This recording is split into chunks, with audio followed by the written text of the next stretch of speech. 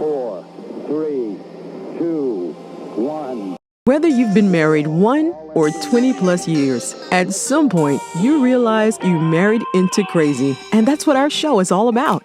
If your marriage or relationship is compassionate, real, accountable, zealous and yielding, or just plain crazy, Snooks and Lovey offer love, laughter, and a dose of reality as they unpack this thing called marriage. Sit back, relax, and get your ear hustle on. It's time to start the conversation. Welcome back to another episode of the Married into Crazy podcast with Snooks and Lovey. I'm Snooks. I'm Lovey, and welcome back to the podcast. We're a couple that's been married for almost 30 years. Yep, January 4, 30 years. She trapped me. She got me. And he loved every bit of it. He still does. Yeah, I do. Absolutely. Okay. No, and so just keep it right. No. within those 30 years, we've been through a lot. You know, a lot of couples have been through a lot of different things, but we've got some uniqueness to us. First and foremost, we met, or I should say, I always say a blind date, but it's true that we were tricked into meeting each other. Mm-hmm. It was a blind setup. Yeah, something like that. Can we call it that? Yeah, it was a blind setup. So. Yeah, I didn't want to meet her. She didn't want to meet me. They tricked us. Yeah. And then I fell in love at first sight. 8 days later. So She's slow. She's all right, though. You know, 30 years, I've always known she's a little slow. Yeah, okay. But yeah, 8 days later. But then about a week after we got engaged, well, let me just say this. 4 months later, we were engaged. Mm-hmm. And then a week, not even a full week after we got engaged, she had an ex that forced his way into her home while I was there, attacked her. I protected her. I ended up getting stabbed through the heart. Yeah, through the heart. 2 open heart surgeries, and made it, obviously. You know, I survived. Everything was good. And then 4 years later, I told him I wanted a divorce. She did. Yeah, have you guys noticed that, for those of you that have been listening for a while, that the more we kind of go through that, the recap, it's like less and less fervor. Yeah, I told him I wanted a divorce. What? It's like that. How am I supposed to say it? So I'm just saying, I'm like, you know, a little life. I wanted a divorce. Yeah, that works for me. That definitely works for me. Say it just like that every single time. I won't. So, but we went through some stuff. We went through coaching, counseling, bought books, didn't read them. And I read. She did. I didn't. That's why it didn't work. I'm not the one that asked for a divorce. Oh, okay. Clock it. Go ahead. But in that process, we found our way back to each other. It was a long process. There were a lot of trial and error, but we ultimately decided that we needed to become that couple that we needed when we were going through those difficult times. Mm-hmm. It was a very dark period. And we talk a lot about that. We also bring on other subject matter experts in a variety of different ways that can really pour into our marriages. And we bring other couples on. And so we look forward to doing that from time to time to just talk about their experience, their journey. Because I don't think it's all about us. It's all about the covenant of marriage and how everybody does it a little different. Every one of our marriages has different DNA. So it helps to talk to or listen to other people that have gone through some things and they share how they got through their go through. Okay. So I just want to add something on that. When you say it helps to talk to other couples that have gone through some things and made it through, make sure that when they made it through, they're not bitter. You got to be selective about the folks that you talk to. You know what I'm saying? Well, yeah, I was talking about the people that we bring on the show. Oh, okay. I thought you were just saying in general about people. That's what we bring to you. We vet them. We make sure we do vet them. That the folks who are coming through, you know, that they truly have a heart for marriage. Mm-hmm. You know, we encourage you to actually have people around you that have a heart for marriage as well. But we'll get into that just a little bit later. Okay. But before we go any further, if you could, please go to marriedintocrazy.com and look at all the different ways that we pour into marriages. There's coaching. Of course, there's the podcast. There's an online course that we actually have that assists people. It's called Raising the Bar, which stands for Belief, Actions, Results. Mm-hmm. Because what we want to do is raise your belief in your marriage, in the covenant. And then it's those beliefs that are going to dictate your actions that you take on a day-to-day basis. And of course, it's those actions that you're constantly repeating that are going to yield the results you're looking for in your relationship. So go to marriedintocrazy.com. And last but not least, wherever you're listening to us or watching us, make sure you like, subscribe, and share. Got it. So as you all know, We went to the 1% conference a few weeks back. We're still riding a little high on it. It was such a information dense event that it would take a while for us to parse through all the information. We gave you a bit of a synopsis last time. It was enriching. That it was. Would you call it that? I would. It was fun. It was so much fun. It was engaging. It was enriching. It was fattening because I ate a lot of food in Chicago. I mean, hey, Chicago. Exactly. Had a great time. But let me tell you something. We talked about DeDe last time. DeDe Thomas, Eric Thomas's wife, and she brought up something that I really wanted to touch upon this particular episode. So I took some notes. Snook wrote down some of her notes. Snooks. Okay. And I don't know. You keep coming at me like that. You're gonna lose a letter every time. She's Snook. Next time she might be Snoo. Anyway. But there was something DeDe said from stage that I thought was really poignant, and I think a lot of couples that have kids need to address. She got up there and said, "F them kids," as in forget. Or no, but it was one of those things that she told a great story about how when Jalen went away to college, that she was all into the kids. Not that she wasn't into her marriage, but she was doing a lot, and it broke her heart because she was trying to do things and Jalen didn't want to come home, and that's when she realized, like, hey, these guys, they're gonna leave us at some point. Yeah, I mean, we kind of touched on this very early. I feel like in the podcast when we talked about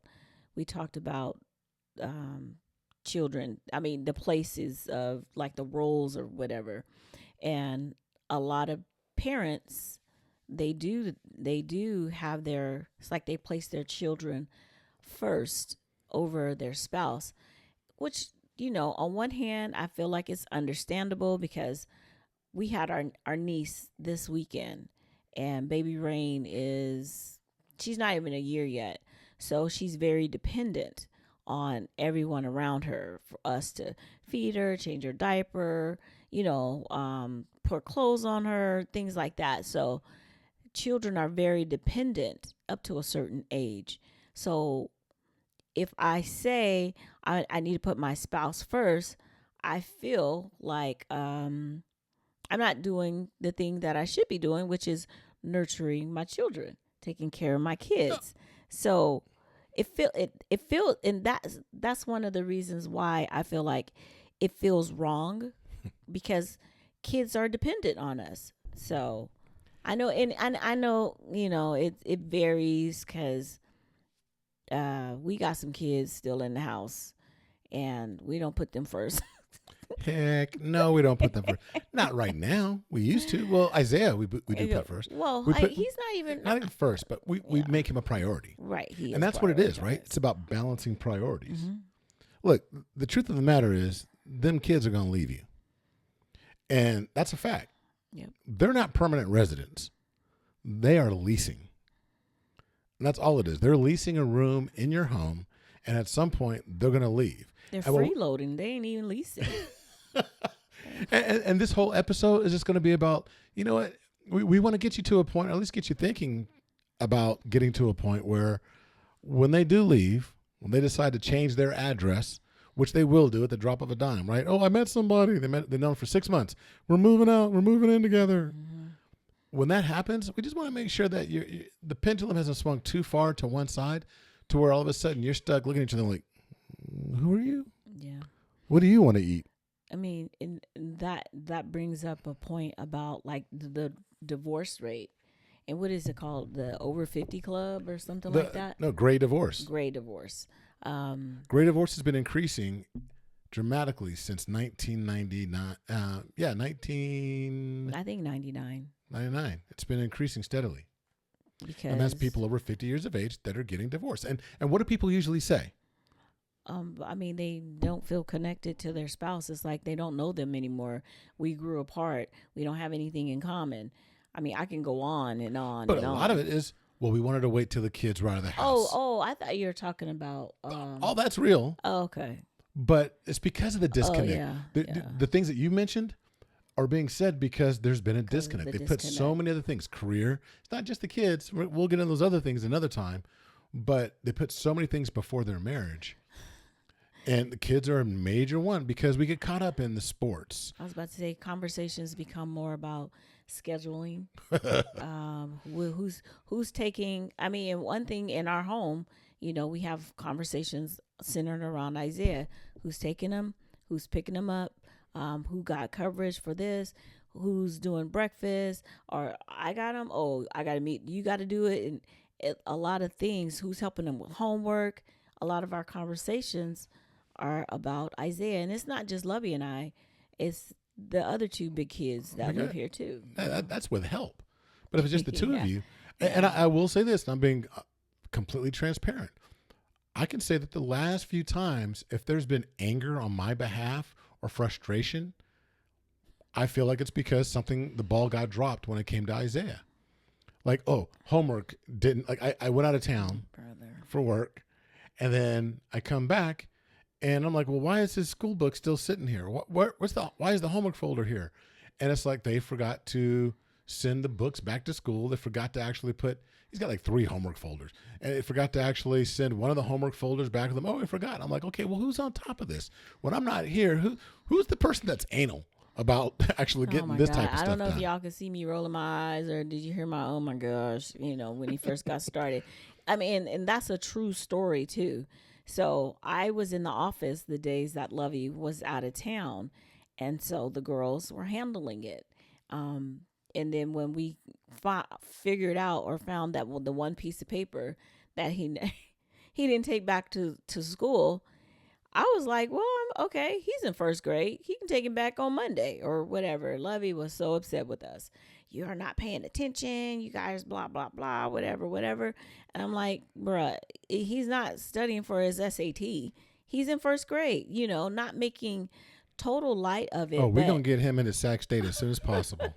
But just those kind of things that come up, it went from, hey, how was your trip? Or, you know, we couldn't even really embrace and do our Dino moment because Isaiah, he walked in, he saw the paper. This is supposed to be in his. I'm like, here we go. You know. You know what? Wait. I don't want to rush past that.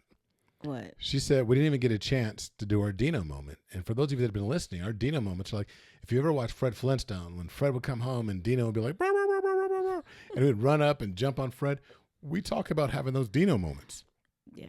Whoever is home, we try to, you know, we have fun with it. We try and have those Dino moments. Because we literally make that noise. And I mean, we joke around, we're corny, but it's one of those things but right now when she said that, this is real time, folks. When she said that, I mean, realize, wow, I robbed us of that Dino moment. Yeah, you did. Because I went straight to, because she wanted to do the Dino moment to me. So it wasn't even like she missed out. I mean, we both missed out when we don't have those, but it was her. She was going to give me a Dino moment, like, oh, you're home, blah, blah, blah. Love to see you. Oh, glad you're back. And I completely short-circuited it because I went straight to, we didn't do this for Isaiah. We didn't do that. In the moment, even I put him as a priority above everything else, which is absolutely wrong. 0 deposits in my love bank. Right? So this is very real. This is things, and just because you know it doesn't mean you always practice it. Mm-hmm.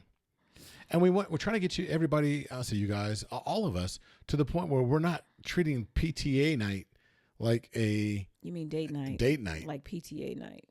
Right. Well, like vice versa. It's like, hey, what are we doing this week? Oh, we're going to PTA, and they've got appetizers. That's not going to work. No, because I don't do PTA, so... She won't even let me call Costco a date night. Because why would it be? We're getting exercise. We're walking around. We're eating food. Food cut off at 5:30. It's like a food bazaar. Whatever. It's like the best of. Like if your city has like the best of Sacramento. Right. So at the end of my date, I don't want to wait in a long line to get out. So that's not a date. That happens at a concert. No. But honestly, you know, we're playing around, but I have a lady that I work with, and we were kind of talking about going out, and I said something. I said, yeah, Lovey and I went on a date. And she was like, oh, a date. She's like, shoot, my date is running to Costco, doing a Costco run. And I was like, oh, wow. Okay. I mean, I get it because everyone's busy.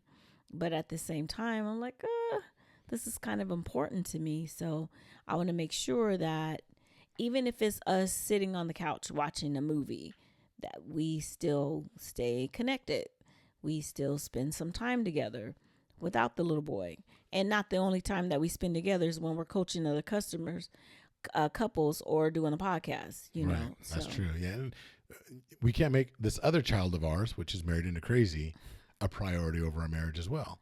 And the question I would pose to everybody listening is like, when's the last time, if you have kids, when's the last time you had a conversation just about life, about you two, about your dreams, your goals that didn't involve the kids? Because that can't happen, right? And it's not about neglect. It's about alignment, right? Shifting the alignment to where ensuring that you guys are at the forefront of the relationship. You are at the forefront of your marriage.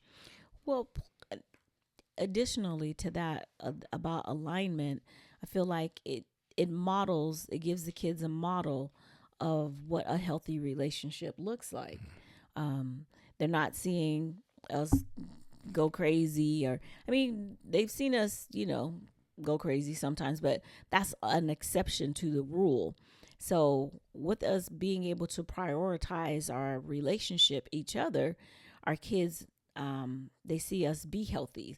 So when I'm stressed out or whatever, Dad's like, how can I help? How can I don't feel like I'm in it by myself, because we do make those deposits into the love bank. Not that we do it every day. I ain't even about to tell y'all we do it every day. Ain't nobody right here perfect. But I can say confidently that I have my deposits far exceed my withdrawals. So it's way more positive than it is negative, because there are some days where I'm just like, you say one more word to me, bruh, you about to be outside, And I'm sure he has those moments too, when he shuts the office door for no apparent reason at all. So, look, if you think back to COVID, the pendulum swung in a particular direction, and it was extreme, where everybody, we for those that were working or going to school or doing whatever, if you weren't a stay-at-home parent, you were forced to stay at home. And then, I'm just saying, the great majority, and so depending on what state you're in, you were forced to actually sit there and stare at each other like, who are you? And you're like, do I even like this person? I mean, you're really just, so that was the extreme. But when the kids get older, that pendulum swings to the other direction. And now it's quiet in the home. You don't have the noise, but you're back in that situation where it's like, oh, wait, now I'm staring at you again. Yep. Do I even like you? Do I even know you? Right. Having to rediscover each other and making the decision whether you want to or not. We spent all these years together, 30 years together, and now our kids are out of the house. And like Lovey says, do I know you? Do I even want to know you? So now I have to decide on what I'm going to do with my remaining years. I'm going to try to be with you and figure some stuff out, or I might just strike it out on my own. Right. You know what? So once again, I said it before, I'll say it again. F them kids. Forget them to a certain extent. I was about to say, but not like forget them to be neglectful. No. You mean forget them in order of priority. Now, of course, you have a baby, when they're totally dependent on you. But even in that, you still need to make sure that you're making space for your partner and allowing grace also. Because don't run yourself ragged and go crazy. Try to figure out how the best way to deal with your time management. Maybe it's a thing where I just don't feel like I have enough time. I don't, because I felt like that too. Like I'm about to pull my hair out. It became more of a time management issue than anything else. Well, right there, I do want to insert this. When we talk about time management, I just want to remind everyone, if you haven't had anyone tell you this recently, that there's no such thing as time management. Oh. The only person that manages time is God. Okay. God's the only person that manages time. What we are able to manage is ourselves and how we allocate our actions to the time that we're given. Everyone has the same 24 hours. And I'm not talking about, 12-hour work week, those books. I mean, those are great little I guess, methods to try and really leverage your time. But we really, truly only have the same 24 hours, right? Everybody. And some people get more accomplished than others, but it's not about managing your time. It's about managing you, your activities, your tasks, and having priorities. We've got to recognize that our marriage is the foundation. It's not the side hustle. And to your point earlier, Snooks, it's one of those things that needs to be modeled for the kids. If you want your children to grow up and have healthy relationships, they need to recognize that relationship, what it is, the right one, is paramount. And that it comes first. Of course, we know the hierarchy, but I'll say it again. It's God, then each other, then the children. And if you can model that, know that the kids are going to know this. The kids are going to look and say things like ours have. Like, oh, well, we know you guys are going to choose each other, for us. And you guys are always on the same page. You never pick my side. Yeah. Right. That's true. It's like, that's it. We're like, we just nod our heads like, yep, you're right. Yeah. We love you. And we do. So here's the other part, kind of to your point, or I just want to piggyback on that a little bit. Because we have been able to prioritize each other, when we have situations like that where we're just going to pick each other, or there's some strife in the home, one parent feels like, or the kid is upset, and is one parent going against the kid, and the other parent, oh, you're just going to pick sides, blah, blah, blah. Because we're healthy, because we're in a good space, I can then, when we're alone, be like, hey, you were wrong for what you did. So you need to go and apologize or whatever. And he can do the same with me. Because we've established that I'm not, oh, you're always, and, you're always doing such and such, or going back and forth with each other, we're stable, we're positive, we're harmonious most of the time. Harmonious is good. You know what I mean? So we have the freedom to be able to. I feel free enough to be able to say, hey, I don't know, what you just said wasn't cool.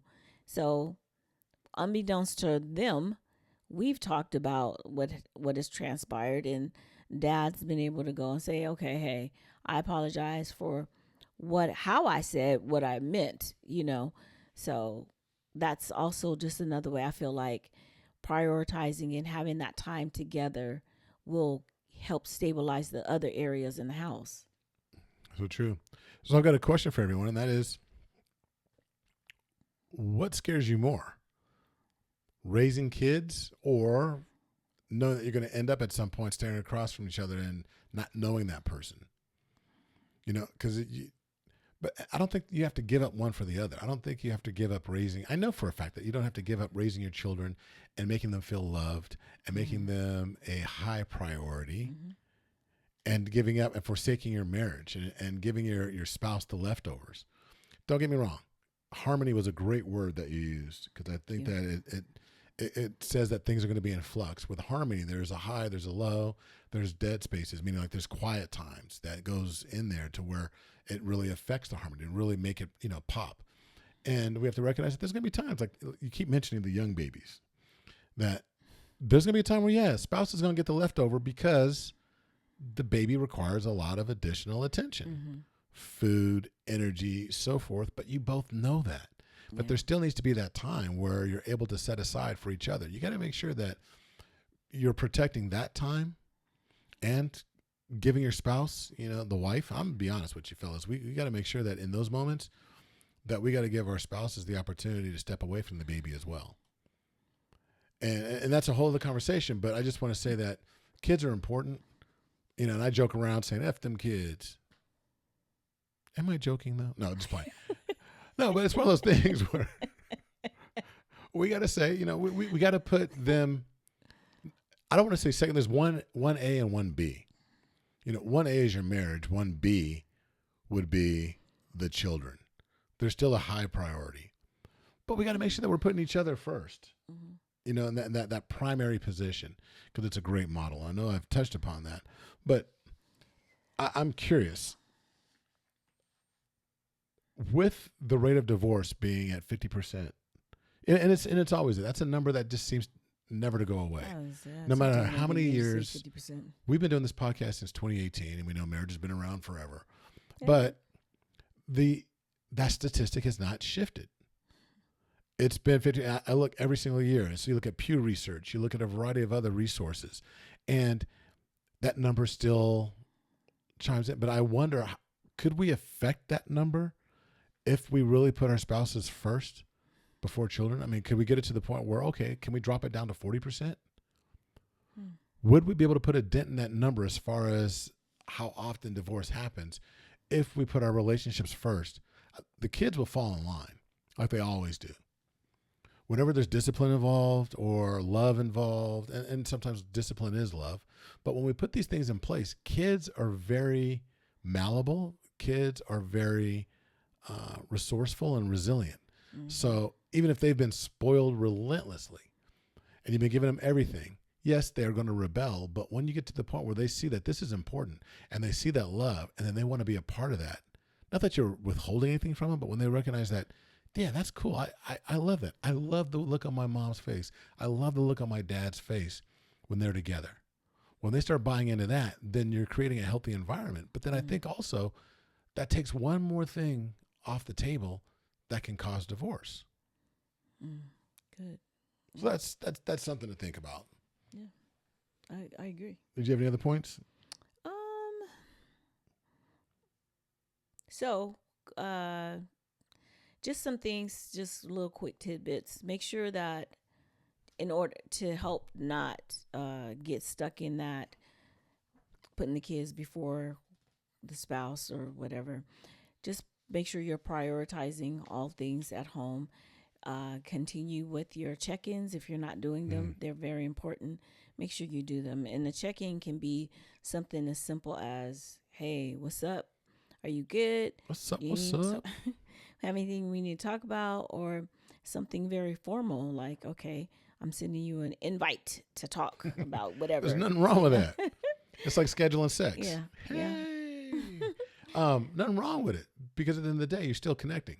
So I was going to throw out a few things. So here's some things that I encourage, some action items to really, if you're not already doing it, to consider doing. And number one is start dating again. If you find that all of your activities are based on the kids' volleyball schedule, basketball schedule, baseball schedule, bowling, whatever, track, chess, whatever these things are, if that is the family outing, and don't get me wrong, there's a time and a season for that. Because when I was coaching volleyball and our girls were playing competitively and we're traveling out of state and all of that, those were the family outings. Yeah, it was chaos. But we did realize too that it was just for a season. It didn't take 18 years out of our lives away from each other. It was just for a season. Yeah, and I'm not gonna lie, the date nights were lacking in those time frames. Look, even getting out with friends, people are like, "Hey, we want to go do stuff." I'm sorry, we got volleyball.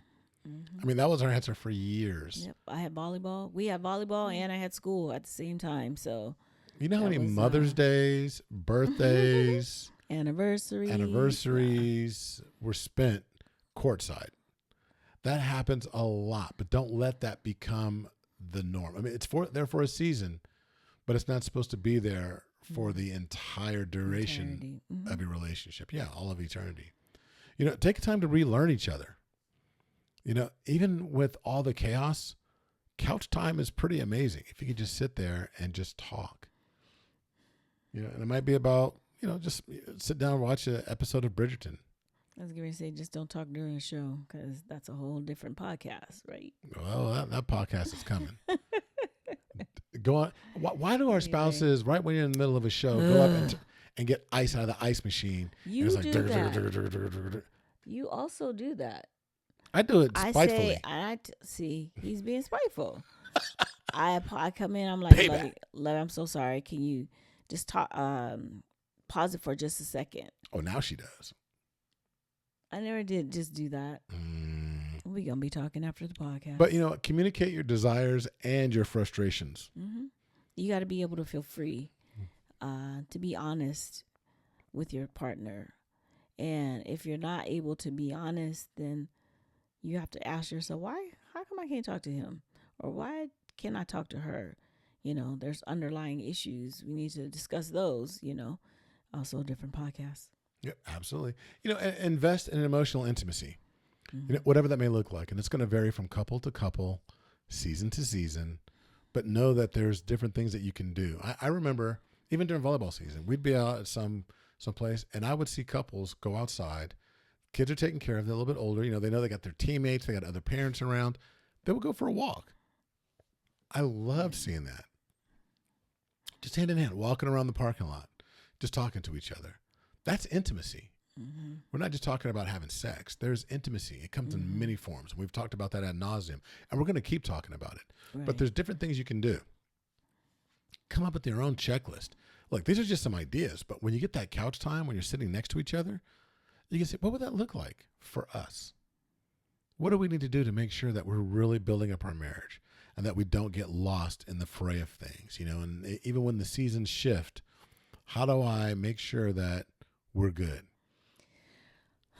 Well, one thing I feel like this is a good point. We're talking about even when the seasons shift, I think grace needs to be had on all parts. I'll give grace all day long because things do happen, and there are times where we have to give grace. Like I said, I knew that